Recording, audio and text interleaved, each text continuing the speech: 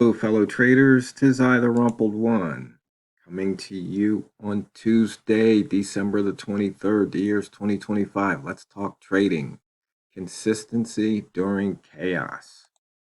These videos are for educational purposes only. Your results may differ from mine.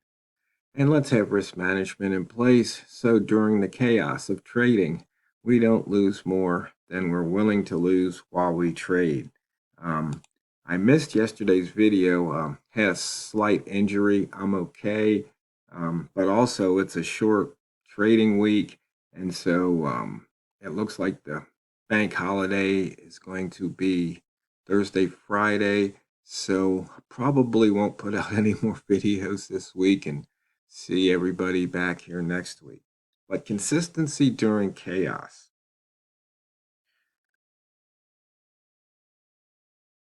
Trading is something that some people say it's gambling. And the reason they say it's gambling is because you really don't know what the outcome's going to be. But there are successful traders. And one of the reasons they're successful is because they're consistent. They have their methods, their rules, and they stick to them. They don't stray. And it basically, their trading becomes a habit.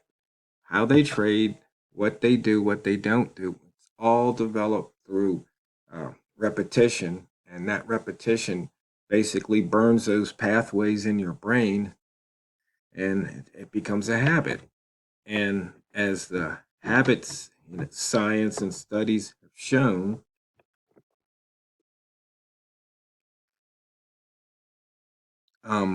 you have to replace a habit with another habit. You don't really change it, you replace it. You have to rewire your brain. And the other thing about the consistency during the chaos is there's only certain things that you can control. And the traders who are profitable basically understand that, and that's what they control. And one of the things you can pretty much control is how much you lose. You can control when you trade, what size you trade, the amount of risk, but you just can't control the direction price is going to go. It might go your way for a couple of pips and then reverse on you for 20. Or it might reverse on you for a couple of pips and then go in your way for 20. So, as traders, we really have to focus on those things we can control and be consistent. And I was watching a video yesterday that had to do with gambling. And it was about this guy that took the casinos, 3 casinos, for a total of over $15 million. And what he did was he observed the roulette wheels. And he would go into the casino with his notebook and he would write down the number that the ball landed on. And he did it for something like, I think it was somewhere, it was in the tens of thousands. Like maybe, I think in one case he had a sample size of 30,000. And then he just wrote a little program, a computer program, and it showed that, certain wheels favored certain numbers just by a little bit, not by much, just by a couple of percentage points.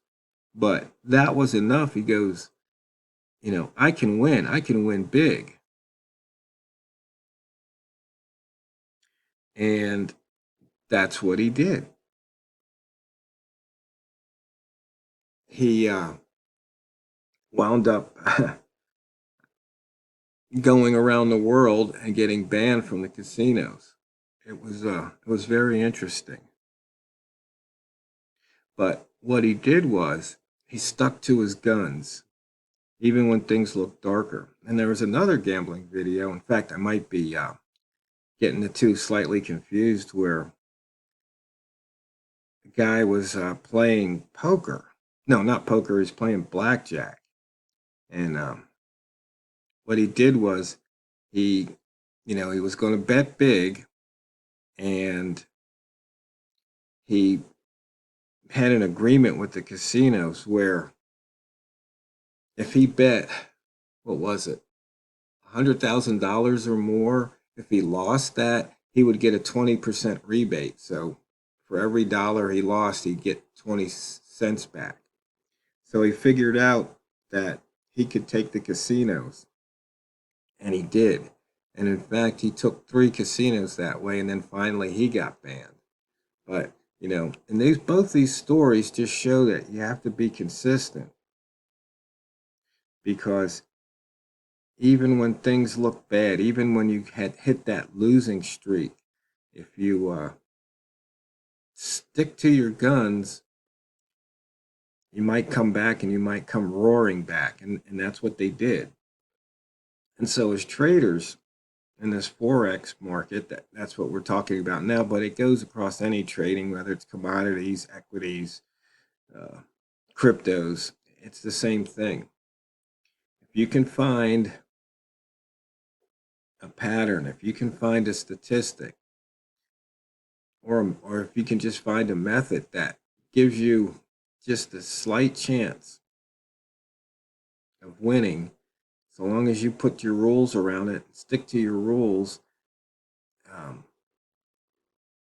you can make a lot. But as always, these videos are for educational purposes only, and your results may differ from mine.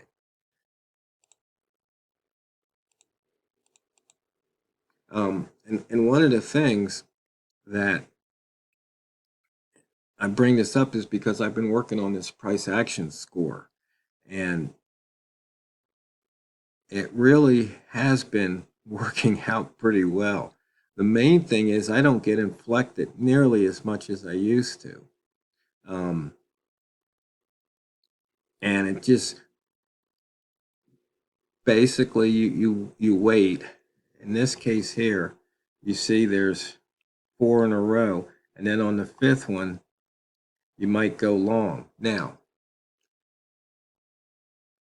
the thing is, you have, in this particular instance, you'd have to be careful, because you had a couple of things happen here.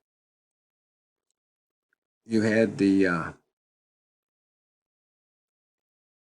M5 indicator 2 cross below the M1 or indicator 2. You see it hit there, and then it went back down. That's telling you if you take that trade to the upside, which right here, if you would have taken that trade to the upside, you would have had to escape maybe with a pip. Or actually, no, you could have gotten a couple of pips here. And so if you would have entered on this bar, you see it failed to close above. When it jumped up here, and then all of a sudden it broke below that high, it's time to get out. Now, you look here, you see there's a huge gap between the M5 indicator 2 and the M1. And then what you had was a flip-flop here, a bear followed by a bull candle right here. So there was 4 in a row. You could have jumped in here. And then once again, you could have picked up a few pips. And right here, when that dot dropped down, that's like a 1 ball appearing. And to me, that means get out, because once again, this is sloping down. And so right here, as I'm making the video, this could be a 4th. There was 4 in a row. So right here, you could jump in and see what happens. So once again, the gap is big between these two. It might hit the halfway point. This almost looks like could be a return bar, but I think this is the return bar to really consider right here. So looks like 90. And so as you can see, we opened at 76.6. We hit 78.6. If you were quick enough, you could have taken a quick 2 pips, or you could ride this because you're up over a pip. And it looks like this might close above the M1 EMA5 or indicator 2.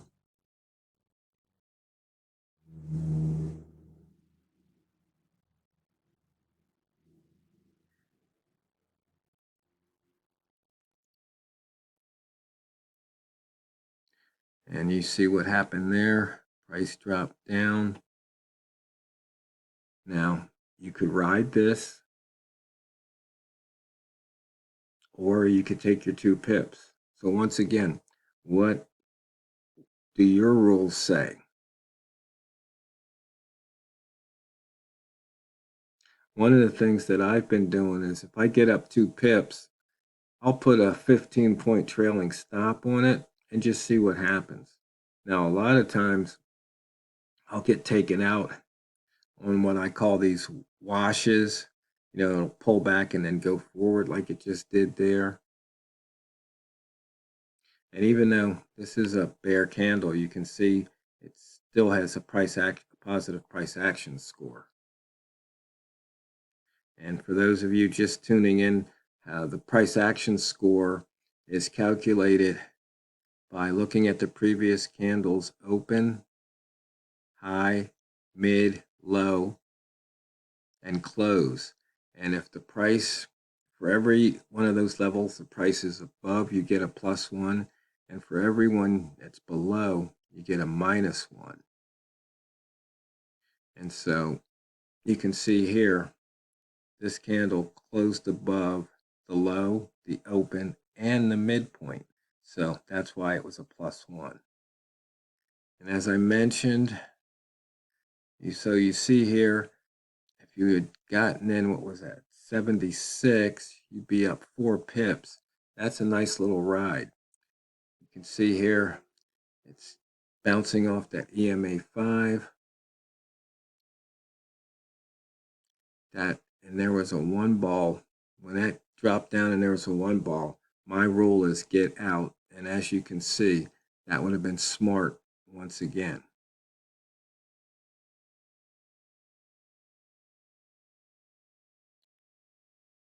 Because that would have paid off about 4 pips.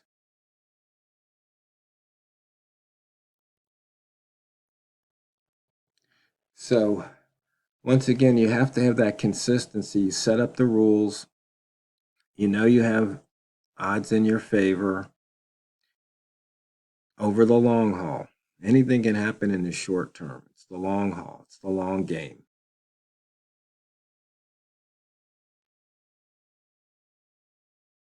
And so once again, see here we had that flip. We had the 4 in a row. And then, like I said, if you jump in right at the open, there was no inflection. And that's the thing. I might have finally solved my inflection problem. Now, do I still get inflected? Sometimes, yes, but not near as often. And since, trading is waiting, most of the time spent waiting, it behooves one to just wait for their trigger, wait for their setup, wait to take their trade. So, fellow traders, like I said, I'm going to wish you all happy holidays. I'll see you back next week. And if you continue to trade this week or when you come back to trading, always remember and never forget, it's not what you trade, it's how you trade it. So go out there and drain the banks. This is the Rumpled One, over and out.